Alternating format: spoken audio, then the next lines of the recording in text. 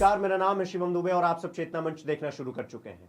UP ATS ने अलीगढ़ से ISIS यानी आईसिस के 2 आतंकियों को गिरफ्तार किया था।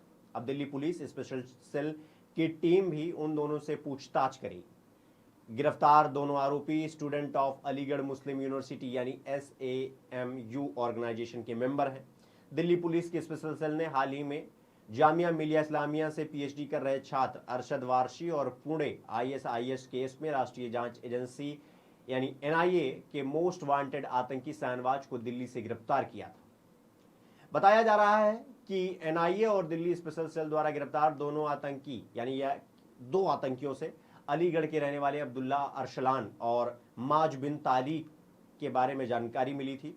उसके बाद यूपी एटीएस ने अलीगढ़ में छापेमारी करते हुए दोनों को गिरफ्तार कर लिया। सूत्रों के मुताबिक ISIS का पैन इंडिया मॉड्यूल है जिसमें उत्तर प्रदेश, झारखंड, पुणे के पढ़े लिखे ज्यादातर छात्र इसमें शामिल हैं। पर ISIS के लिए मॉड्यूल खड़ा करने का आरोप इसी साल सितंबर के महीने में लगा था। तब NIA ने ISIS यानी आईसिस की गतिविधियों को लेकर 6 शहरों के 9 ठिकानों पर रेड मारी थी। NIA की रेड में रतलाम से एक संदिग्ध गिरफ्तार हुआ था तो यूपी से 2 संदिग्ध पकड़े गए थे। तब महाराजगंज, जौनपुर और आजमगढ़ में आईसिस मॉड्यूल को लेकर छापेमारी हुई थी। उसी दौरान अलीगढ़ मुस्लिम यूनिवर्सिटी से BA इकोनॉमिक्स के छात्र फैजान अंसारी का नाम देश भर में ISIS का मॉड्यूल खड़ा करने की साजिश रखने के आरोप में आया था। अलीगढ़ मुस्लिम यूनिवर्सिटी में पढ़ाई के दौरान कुछ ISIS समर्थकों के संपर्क में आ गया था ये। फिर वो झारखंड में आतंकी मॉड्यूल खड़ा कर रहा था। उसी समय महाराजगंज के फरेदा थाना क्षेत्र स्थित आनंद नगर इलाके के विकास नगर मोहल्ले में एक यूनानी डॉक्टर के घर पर रेड हुई थी।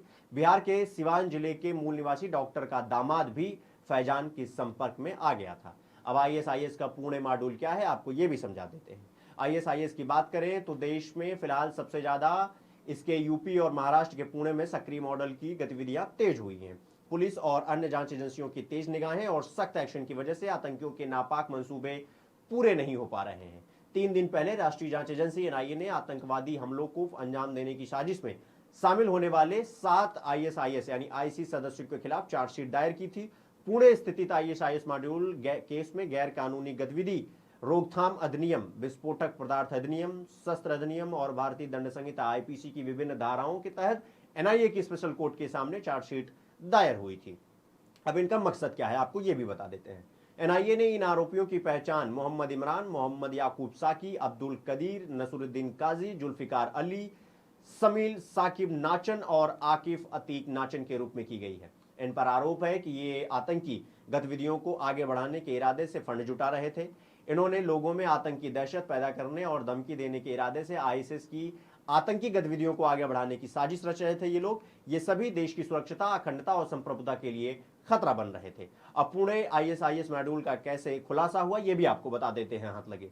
इसी साल 18 जुलाई को पुणे में एक बाइक चुराने के आरोप में पुलिस ने 2 आरोपियों को गिरफ्तार किया था और इस पर मैंने बाकायदा वीडियो भी बनाई थी। आपने वीडियो नहीं देखा होगा तो मैं लिंक कमेंट बॉक्स में दे दूंगा, आप जाकर के आप उसको देख सकते हैं। अब आगे बढ़ते हैं। इन आरोपियों में मोहम्मद खान, इमरान खान और मोहम्मद साकी को थाने ले जाया जा रहा था। पुलिस इन्हें सामान्य चोर मान रही थी। इसी दौरान एक आरोपी पुलिस वैन से कूदकर फरार हो गया। तब सख्ती के दौरान दूसरे से पता चला कि दोनों एक आतंकी गैंग के हिस्सा हैं। इसके बाद कड़ी से कड़ी जोड़ते हुए पुलिस इस पूरे मॉड्यूल के खुलासे तक पहुंच गई। इस केस का विस्तृत जांच के लिए इसे NIA को सौंप दिया गया था।